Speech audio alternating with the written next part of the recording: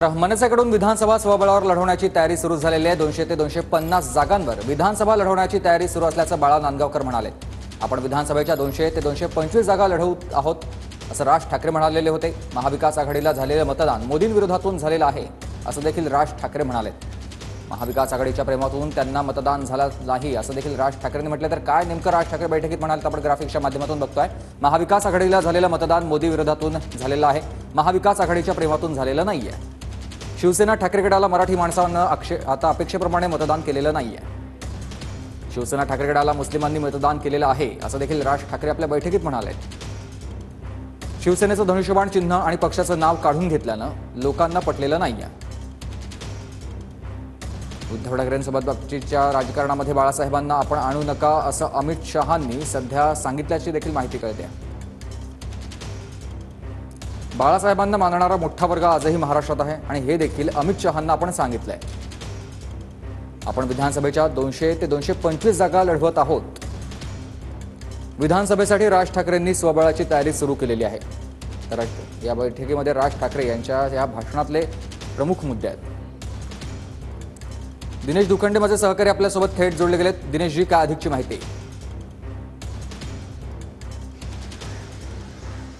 बघा, खरं तर लोकसभा निवडणुकीत मनसे अध्यक्ष राज ठाकरे यांनी भूमिका व्यक्त केली होती की या देशाला कर्तृत्ववान आणि कणखर नेतृत्वाची गरज आहे आणि यासाठी नरेंद्र मोदी यांना बिनशर्त पाठिंबा राज ठाकरे यांच्या वतीनं जाहीर करण्यात आला होता। ते महायुतीत जरी सहभागी झाले नाहीत प्रत्यक्ष, तरी त्यांनी मोदींना पंतप्रधान बनण्यासाठी बिनशर्त पाठिंबा व्यक्त केला होता। पण आता निकालानंतर राज ठाकरेंनी आज पदाधिकारी कार्यकर्त्यांच्या मेळाव्यात या लोकसभा निवडणुकीच्या निकालांचं विश्लेषण केलं आहे। ते असं म्हणत आहेत की मोदींच्या विरोधात जो रोष होता त्यातून महाविकास आघाडीला मतदान झालेलं आहे। हे महाविकास आघाडीच्या प्रेमातून मतदान झालेलं नाही।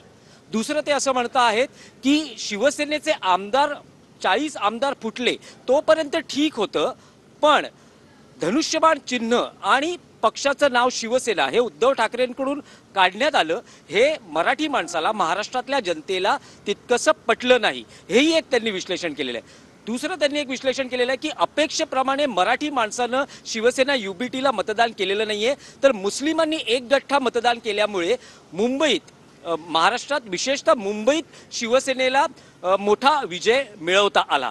तिसरं त्यांनी म्हटलंय की अमित शहांना ते अलीकडेच भेटले आणि या भेटीत त्यांनी हे अमित शहांनाही